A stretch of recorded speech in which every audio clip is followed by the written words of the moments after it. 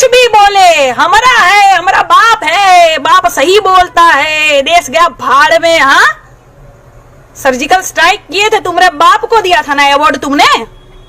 और अभी चीन में कह रहे हो कि वो तो सेना की गलती है, हमारे पिताजी कुछ नहीं किए, अब सेना की गलती लग रही है। सालों बेच खाओगे तुम, देश को बेच खाओगे तुम लोग, देश को कुर्सी के लिए, लालच के लिए सत्ता में आए हो। नहीं तो एक बात बताओ, इसके लिए सत्ता में नहीं आते तो जो वादे किए थे वो काहे नहीं निभाए? एक वादा बता दो मुझे, काम गिनवा दो, एक अस्पताल बता दो। भक्तों, गटर, बेटा गोबर कहां चले गए? सुन रहे हो ना, मरवर तो नहीं गए हमारी बात सुन के? इतिहास में सबसे ज्यादा गाली खाने वाला प्रधानमंत्री कौन, सर्च कर लेना, तुम्हारा पिताजी। देख लेना, इतिहास रहेगा ये। सबसे ज्यादा फेंकू जुमलेश्वर महाराज, जूठेश्वर महाराज कौन? तुम्हारा बाप। देख लेना, इतिहास रहेगा ये। साला कुछ नहीं बोलता। हाँ, राजनाथ सिंह बोल रहे हैं चीन कब्जा कर लिया है, वहीं सस्ता नशा फूक के चच्चा कह रहे हैं कोई कब्जा नहीं किया। कौन झूठा? कौन झूठा, कौन सच्चा, कौन बताएगा ये? सालों क्या क्या नहीं होता है तुम्हारी सरकार में, दूसरों पर उंगली उठाते हो। छी, थू साला तुम लोग की सरकार पर। लद्दाख के गलवान घाटी में चीन द्वारा भारत के सैनिकों से हुई झड़प में भारत के 20 जवान शहीद हो गए। इस मामले को लेकर भारत की जनता में सरकार के प्रति बड़ा ही आक्रोश है। वहीं वसई विरार जिला कांग्रेस की तरफ से इंडियन गवर्नमेंट का निषेध किया गया और शहीदों को श्रद्धांजलि दी गई। 15 जून को गलवान वैली में भारत के 20 जवान चीन के सैनिकों के साथ झड़प में अपनी जान गंवानी पड़ी। 15-20 दिन पहले ही हमारे नेता राहुल जी गांधी, इन्होंने इसका अलर्ट इंडियन गवर्नमेंट को दिया था, मगर उन्होंने बोला था कि चीन के सैनिक अपने सीमा के अंदर आ गए हैं, मगर इंडियन गवर्नमेंट ने उसको कुछ ध्यान दिया नहीं। और अभी भी पोजीशन क्लियर नहीं है। जवानों के नाम पे पॉलिटिक्स करने की बीजेपी की पुरानी आदत है। बीजेपी गवर्नमेंट को हम दोषी ठहराते हैं कि अपने 20 जवान का जो भी जान गई है उनका बदला किस तरीके से लेने वाले हैं। 56 इंच सीने वाले अपने पीएम क्यों चुप है? वसई विरार जिला कांग्रेस की तरफ से हम इंडियन गवर्नमेंट का निषेध करते हैं और जो भी ट्रांसपेरेंसी मेंटेन करनी चाहिए कि जवानों के बारे में, अपनी सीमाओं के बारे में रक्षा करने की उनकी नाकामी हुई है।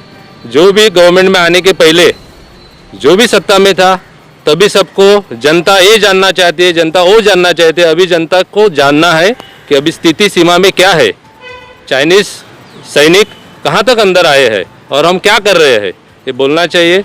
मेरे हिसाब से इंडियन गवर्नमेंट टोटली फेल हुए हैं।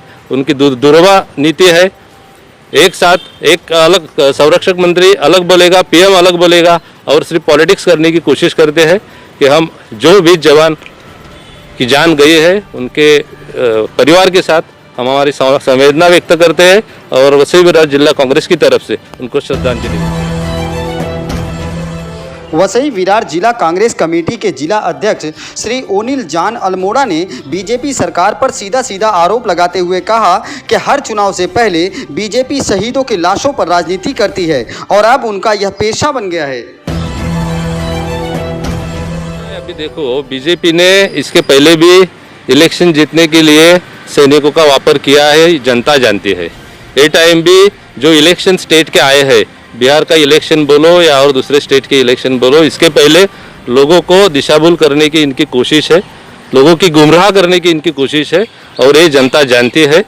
वो हिसाब से आज कांग्रेस ने देश भर speak up for jawans, #speak up for jawans 11 और 12 के बीच में सब कार्यकर्ताओं को जवान के बारे में अपनी संवेदना प्रकट करने के लिए बोला है और सुरक्षा के बारे में गवर्नमेंट ने ट्रांसपेरेंसी मेंटेन करनी चाहिए और गवर्नमेंट की जो भी खामियां है वो लोगों के सामने लाने के लिए कांग्रेस, सब कांग्रेस के वर्कर्स ये 11 और 12 के बीच में कोशिश करने वाले हैं। Mr. Pradhan Mantri, Mr. Modi, to actually, solve this problem. Tell China to go back from where they have come and take over the position from there. Alfred Rafoso, मैं युवा कांग्रेस से हूँ।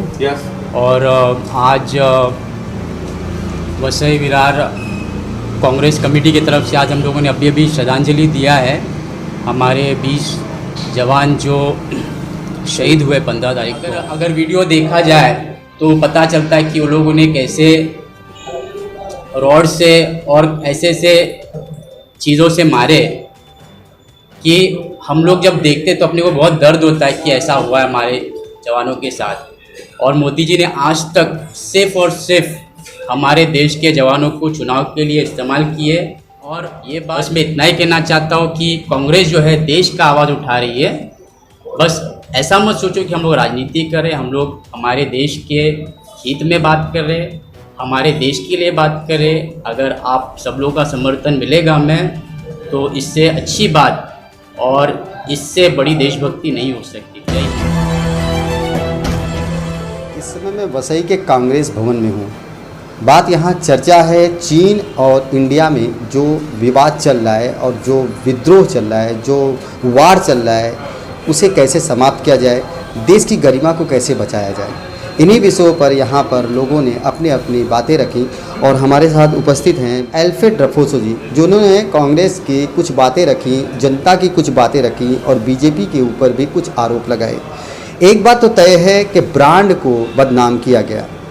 कल तक जो लोग कांग्रेस में थे वो लोगों ने जैसे ही लहर, मोदी लहर देखी, कांग्रेस छोड़ बीजेपी में शामिल हुए और एक ही बात दोहराई गई थी कि कांग्रेस ने देश को 70 साल लूटा। पर जो कांग्रेस ने नहीं लूटा, कांग्रेस में जो लोग थे उन्होंने लूटा होगा।